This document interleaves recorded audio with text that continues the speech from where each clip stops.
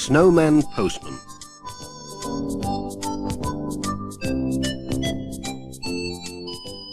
In the middle of January, it became still colder in Greendale. More snow fell.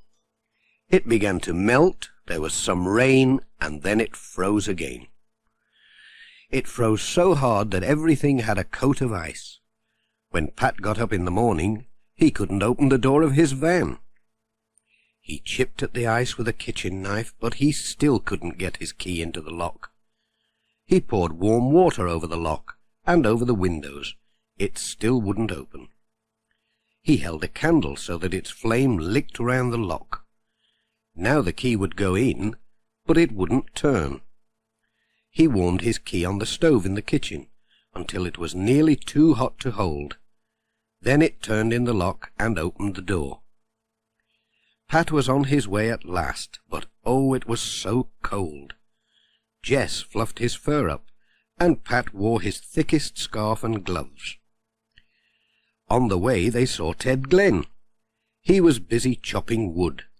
He had no gloves and no scarf on. Pat stopped for a chat. "Aren't you cold?" he said. "No, not a bit," said Ted. "There's nothing like a bit of chopping to warm you up."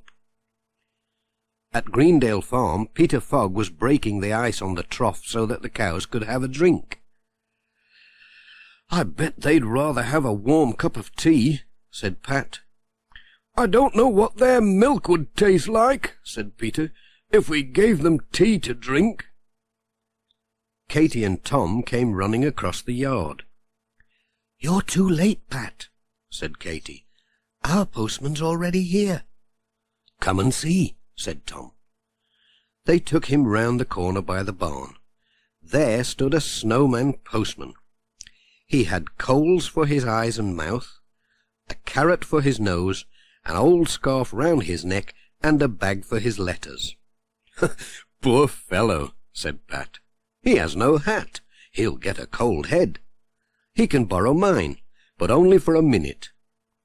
He put his hat on the Snowman's head. Now he looked much more like a real postman. The twins filled his bag with snowballs, and Pat made him a snow parcel. Large flakes of snow began to fall from the sky. "Here come some more letters," said Pat. "I hope he gets them all delivered. I can't see any addresses on them. Now don't forget to make him a snow Jess, and a hat as well. I must be on my way, and I'd be too cold without my hat." "I'm going to make him a snow van," said Tom. "No, an ice van," said Pat. "That's what mine was this morning." Pat took the letters into Mrs. Pottage, then went on his way. At Thompson Ground, young Bill was making a giant snowball. He had started with a small one. Then he had rolled it round and round on the grass.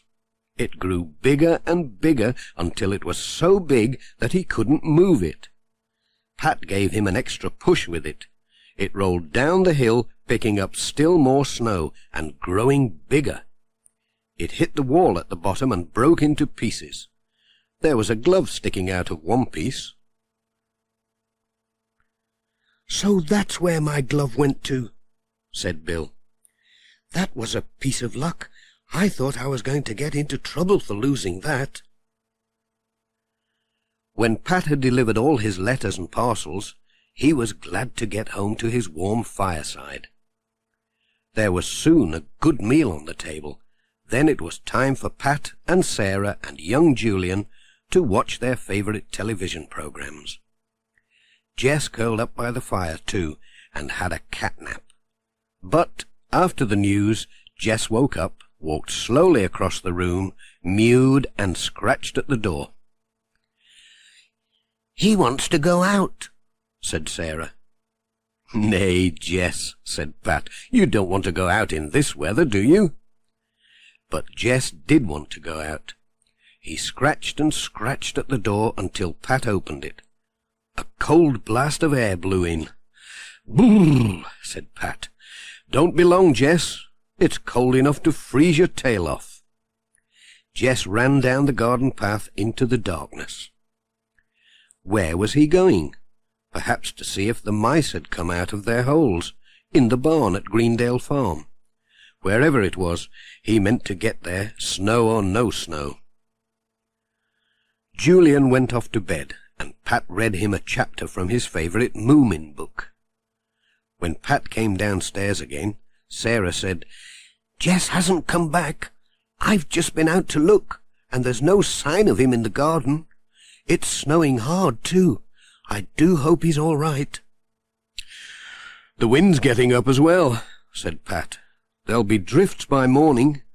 It could get really deep.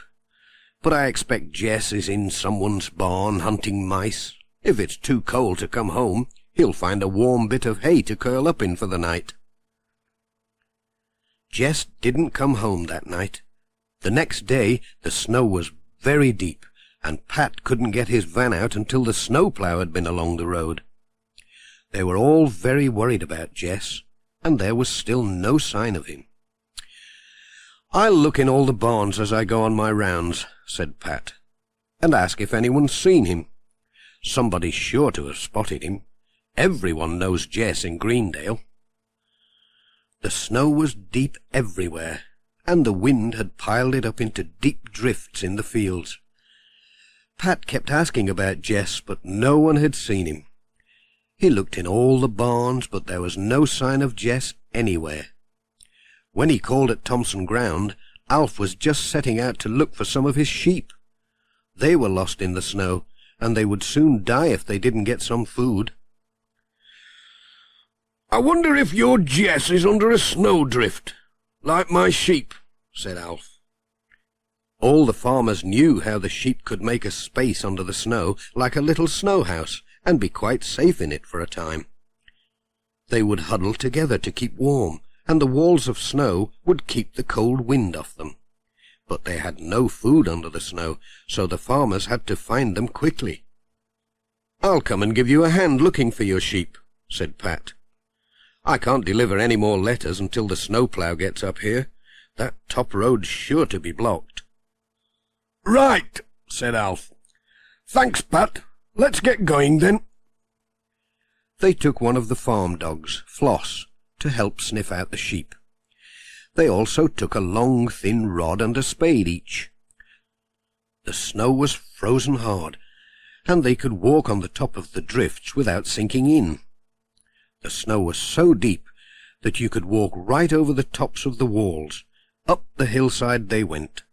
The icy wind blew and made their noses and cheeks sting. When they came to a place where Alf thought the sheep might be, they stopped, whilst Floss ran about sniffing and snuffling at the snow, pushing her nose into any hole or crack or cranny by walls and trees where the sheep might have sheltered. Then Alf and Pat gently pushed their long rods down into the snowdrifts, feeling for the snow cave the sheep could have made. They tried 4 deep drifts in this way, but they had no luck. They were just going to turn back to the farm when Pat said, "What about the old barn in the bottom meadow? They might have gone there for shelter, then been snowed in." "There's just a chance," said Alf. "We'll have a look there. Then we'll go home for a hot mug of tea. I think we've earned it." The old barn had no roof. It had blown off one windy day that Pat remembered only too well. They tramped across the snow, getting tired and cold. Just one more place to look, then they could go and get warm.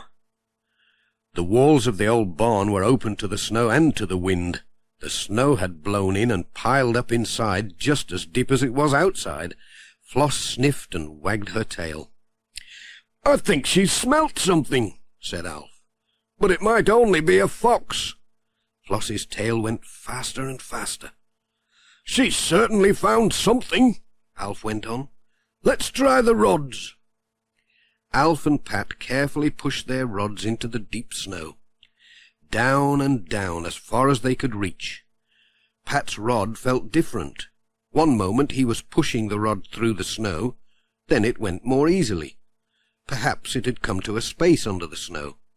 Perhaps it had come to the snow cave, made by the warm bodies of the sheep. "Come and try here," said Pat. "I think I can feel something." Alf came to try in Pat's place. Yes, it was the same with Alf's rod. "I think we've found something," said Alf. "We'd better dig it out and have a look." They dug down into the drift. It was hard work, but it made them warm. Floss ran about in the snow, yelping with excitement. Far down under the snow, in a corner by the wall, Pat uncovered a hole in the snow. They stopped digging.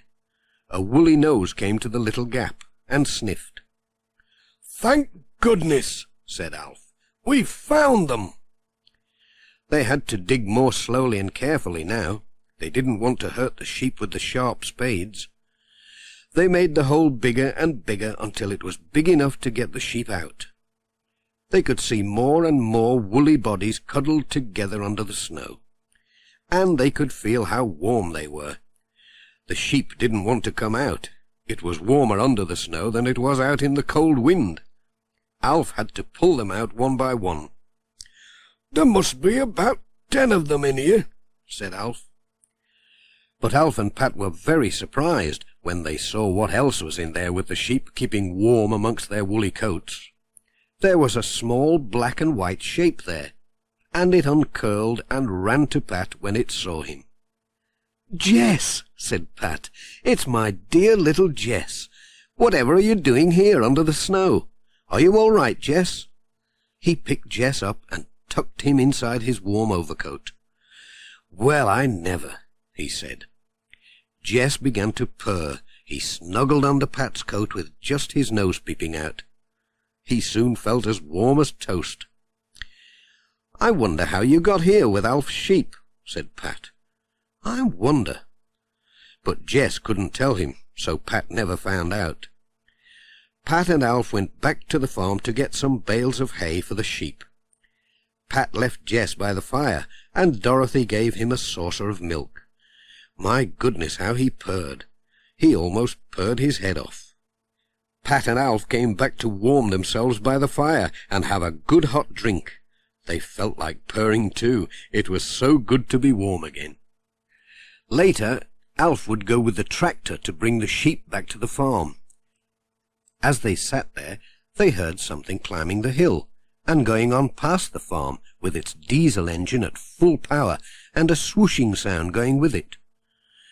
"That sounds like the snowplow," said Pat. "I expect Peter Fogg's driving it. That means I can get on with these letters. I'd better be on my way." When Pat was on his way home, he called in at Greendale Farm to see how the postman Snowman was getting on. There was no sign of him. He was buried under a huge drift of snow. "Poor fellow," said Pat. "I hope he has some snow sheep to keep him warm under there." Then it was time to go home. That night, Jess stayed by the fireside. He didn't scratch at the door, not once.